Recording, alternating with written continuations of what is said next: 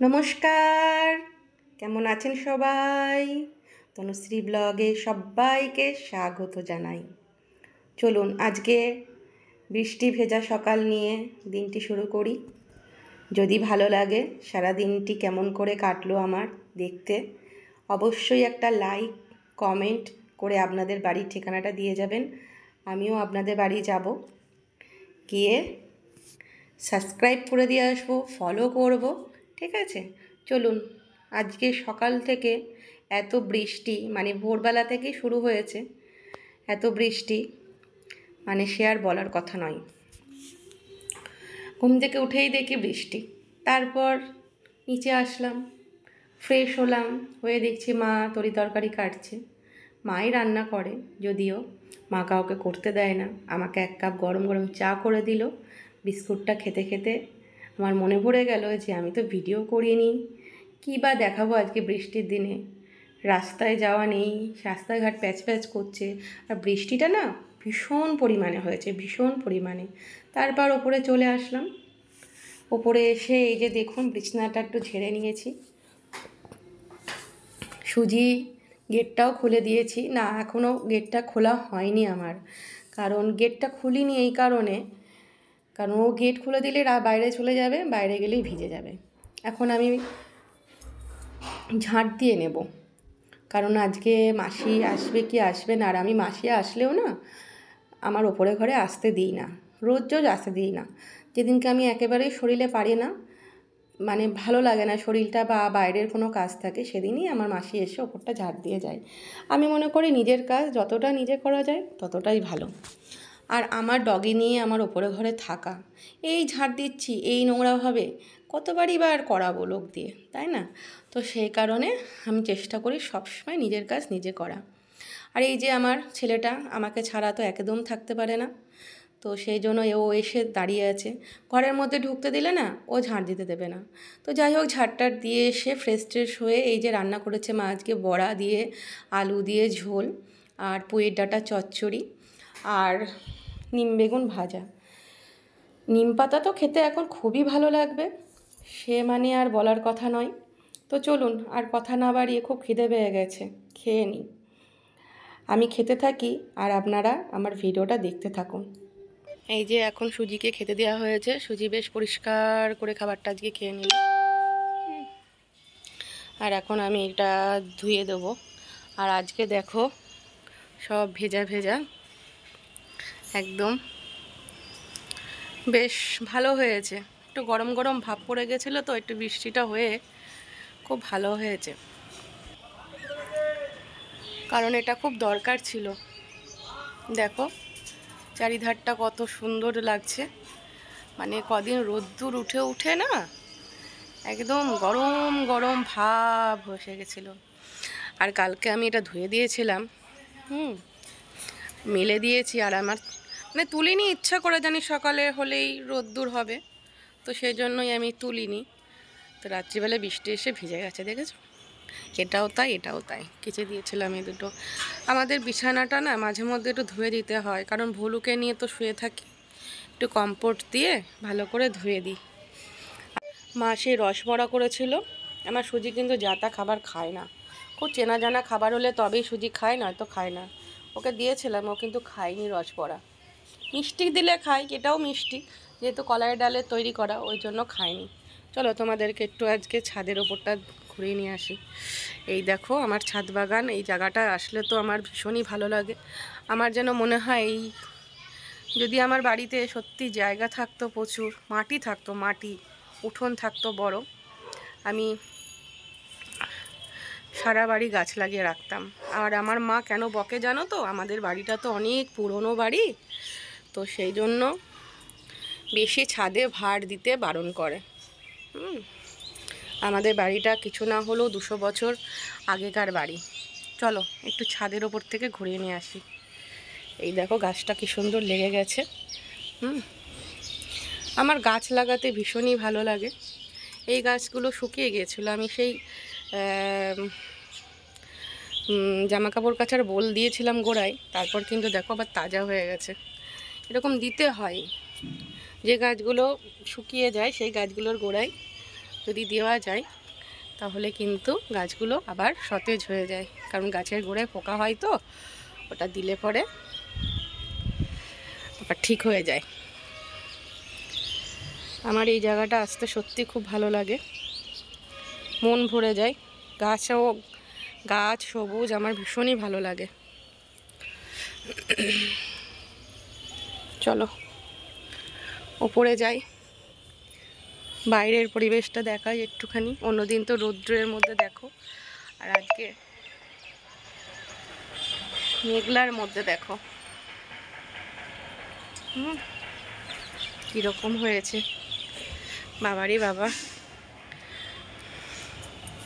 ভালো লাগে বেশ। অনেক কদিন রৌদ্রের পর যদি এরকম মেঘাচ্ছন্ন আকাশ দেখতে কার না ভালো লাগে বলো? আমার তো খুব ভালো লাগে।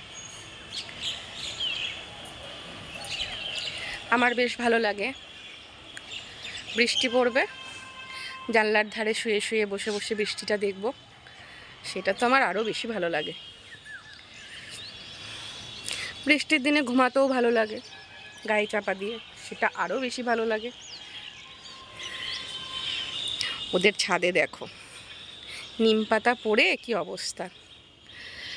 এখন নিম পাতার কি দাম, নিম পাতা বেগুন দিয়ে ভেজে খেতে খুব ভালো লাগে এখন, আর খাওয়াটাও উপকার, কিন্তু এত দাম।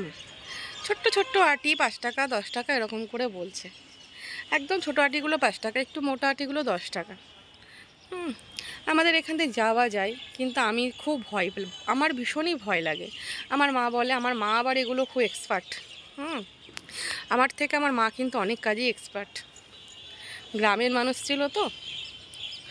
তো যাই হোক, এখান দিয়ে যেতে চাই অনেকবার, কিন্তু আমার বকুনির ঠেলায় আমার ভয়ে মা ওদিকে যেতে পারে না।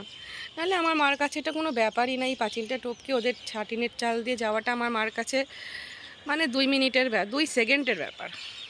কিন্তু আমি যেতে দেবো না, কিছু হলে তখন আমি বিপদে পড়বো, তাই না? এই যে আমার মেয়েটা সুজি বসে আছে, আর ওপর থেকে আমি ছাদের বাগানটা দেখছি। আমার ছাদটাও যদি আর একটু বড় হতো তাহলেও আমি আরও ছাদ বাগান করতাম, কিন্তু ওই যে বললাম মা করতে দেবে না, কারণ 200 বছরকার বাড়ি। এখানকার বাড়িগুলো সবই অনেক বছরকার বাড়ি। তাও মাকে আমি মাঝে মধ্যে বলি, মা আমরা যদি এই উঠোনটায় অনেক জায়গা ছিল, যদি এই ঘরটা না করতাম তাহলে হয়তো এখানে আমি একটা বাগান করতে পারতাম। কিন্তু মা বলে এই দিকটা হতো না, কারণ সত্যি করেই হতো না, কারণ দেখো এদিকটা রোদ্দুরটা পায় না, কারণ এই যে বাড়ির আড়ালে সূর্যদেব একদম ঢেকে যায়, সারা বছর রোদ লাগে না এদিকটায় রোদ লাগে কখন জানো? ওই বৈশাখ জ্যৈষ্ঠ মাসে যখন সূর্য একেবারে শীর্ষে উঠে দেখে, মাথার একেবারে শীর্ষে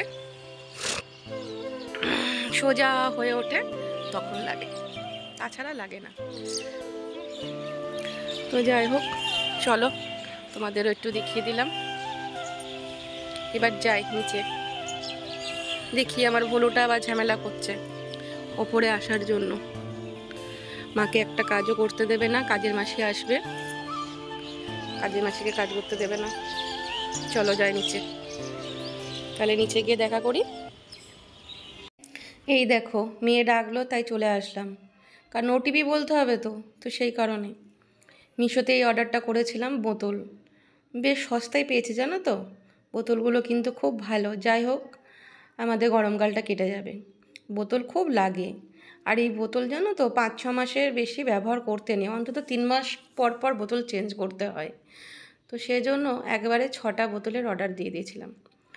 100 অনলাইনে নিয়েছিলাম বলে, মানে অনলাইনে পেমেন্ট করেছিলাম বলে 136 টাকায় হয়ে গেছে, না হলে 140 টাকা বেশি লাগতো। আমার এখন ঠিক মনে পড়ছে না যে ক্যাশ অন ডেলিভারি করলে কত নিত, তবে বেশি দাম ছিল, 155 টাকা হয়তো নিত।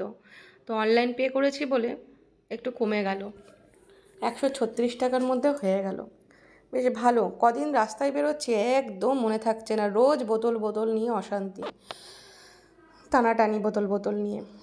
তো সেই কারণে একেবারে অনলাইনে অর্ডার করে দিয়েছিলাম। অনলাইনটা হয়ে অনেকটা সুবিধা হয়েছে মানুষের, মানে আর ঘরে বসে অনেক কিছু পাওয়া যায়। তো খারাপ না কিন্তু বোতলের কোয়ালিটিগুলোও ভালো। তা মাকে বললাম 3টে বোতল তুমি তুলে রেখো আর 3টে বোতল ব্যবহার করো। একসাথে সব কটা ব্যবহার করলে কদর থাকবে না। যে জিনিসের বেশি ব্যবহার অনেক থাকে তার কদর থাকে না। আর এই যে মাসাজ খাচ্ছে দেখো, এখন আমি সন্ধেবেলায় ঘুম থেকে উঠলাম আর আমাকে ডাকলো, ডেকে মাসাজ করে দিতে হবে। আমি যখনই জেগে থাকি ওর ওকে মাসাজটা করে দিতে হয়। এইভাবে মাথায় হাতটা এইভাবে দিলে ও খুব আরাম পায়। আর যেই বন্ধ করে দেবো সেই আমাকে বলবে, ঠিক আছে? তো মাসাজ খেতে খেতে কিসের একটা যেন আওয়াজ পেলো, তো সেই আওয়াজে ত্রাং করে লাফিয়ে জানলার কাছে চলে গেল। আর ভীষণ মাসাজ খেতে ভালোবাসে গো, খুব মাসাজ খেতে ভালোবাসে। এই যে এবার চলে যাওয়ার জন্য চেষ্টা করছে, আমি ওকে যেতে দিচ্ছি না। যাই হোক, ও চলে গিয়েছিল। এই যে এসে দেখে টেকে এসে আবার আমাকে বলছে আবার মাসাজ করে দাও। দেখো, মাসাজ আরাম খেতে খুব ভালোবাসে। গায়ে হাত বুলিয়ে দিতে হবে আর মাথায় ওরকম করে ঢিক ঢিক ঢিক ঢিক করে মারতে হবে। খুব ভালোবাসে। হ্যাঁ, ওর যে মাথায় কী আছে প্রবলেম আমি বুঝি না। এত গায়ে হাত বুলিয়ে দেওয়া আর মাথায় মাসাজ করে দেওয়া। আমাকে যেই জায়গা দেখবে সেই ও আমাকে মুখে থাবড়া মেরে গায়ে হাত দিয়ে চুলের মুঠি ধরে টেনে আমাকে শুধু বলবে আমার গায়ে হাত বুলিয়ে দাও। তা আমি বলি যে তুই যদি রাস্তায় পড়ে থাকতি তাহলে তোকে কে এইভাবে করতো? ওকে না কেউ পুষে রাস্তায় ছেড়ে দিয়ে গেছিলো বছর দেড়েক আগে। তো আমি ওকে বিস্কুট খাওয়াতে গিয়ে ওকে আমি নিয়ে এসেছিলাম। আমি বিস্কুট খাইয়েছিলাম যখন, খাওয়াচ্ছিলাম যখন, তখন কিন্তু কি বলবো, এত পরিষ্কার ছিল দেখে বোঝাই যাচ্ছিলো যে রাস্তার ডগি নয়, ওকে কেউ ছেড়ে দিয়ে গেছে। তো সেজন্য আমি তো রাস্তায় বেরোলেই ডগিদের খেতে দিই, আমি এইগুলো বুঝি অনেকটা। আর আমি ডগি পুষি অনেক বছর ধরে, এই জন্য আমার একটা অভিজ্ঞতা হয়ে গেছে। এই দেখো মাসাজ করে দিচ্ছি। তো যাই হোক, দেখতেই পাচ্ছ ওকে মাসাজটা করে দিচ্ছি। যেই না আমি ওকে বিস্কুট খাইয়ে বলেছিলাম যে আমার সাথে আমার বাড়ি যাবি, ও কিন্তু আমি যে ঘুরে আসছি ও কিন্তু আমি কিন্তু অতটা খেয়ালও করিনি, ও আমার পিছন এসে ও আমার বাড়ি চলে এসেছে। তো তারপর থেকে ওকে না তখন থেকে ওকে আমি রেখে দিয়েছি, আর পাঠাইনি। তারপরে আমি নিচে আসলাম, নিচে এসে একটু চা খাচ্ছি। আর ও আমার ছেলে ভলু যে মাসাজ খাচ্ছিল ও ঘরে ঢুকেছিল। দুজনে মিলে এত যুদ্ধ করছিল, বাধ্য হয়ে আমি আমার লুচিকে দেখতেই পাচ্ছ চালের ড্রামে তুলে দিয়েছি আর ওকে ওইদিকে বার করে দিয়েছি। না আমাদের একটু চা খেতে দিচ্ছে, না গল্প করতে দিচ্ছে, এত দুষ্টুমি করছিল। তো দেখো, খাওয়া দাওয়া করে ওপরে চলে আসলাম, এখন শুয়ে পড়বো। আর আমার ছেলেও চলে এসেছে আমার সাথে, এই দেখো বসে আছে ওখানে। আর সুজিকে খেতে দিয়েছি, এই যে সুজি খাচ্ছে। আজকে সুজিকে গুড় দিয়ে রুটি দিয়ে মাখিয়ে দিয়েছি, সুজি খুব আনন্দ করে খাচ্ছে। তো চলো, এই যে আমার বিছানা দেখতেই পাচ্ছ। আমি এতে না শুলে আমার প্রচণ্ড মাথা ঘোরে, নরম জায়গায় শুলে অনেক বিছানার মধ্যে শুলে না আমার প্রচণ্ড মাথা ঘুরছে। তাহলে আজকে এখানেই ব্লগটা শেষ করি। যদি তোমাদের ব্লগটি ভালো লাগে তাহলে অবশ্যই লাইক, কমেন্ট, শেয়ার, আর নতুন যারা দেখছো সাবস্ক্রাইবটা করে দিও। দেখা হচ্ছে একটা নেক্সট ভিডিওতে। ততক্ষণ তোমরা ভালো থেকো, সুস্থ থেকো। Tata, bye, good night. ভালো থেকো, সুস্থ থেকো। দেখা হবে পরের ব্লগে। টাটা।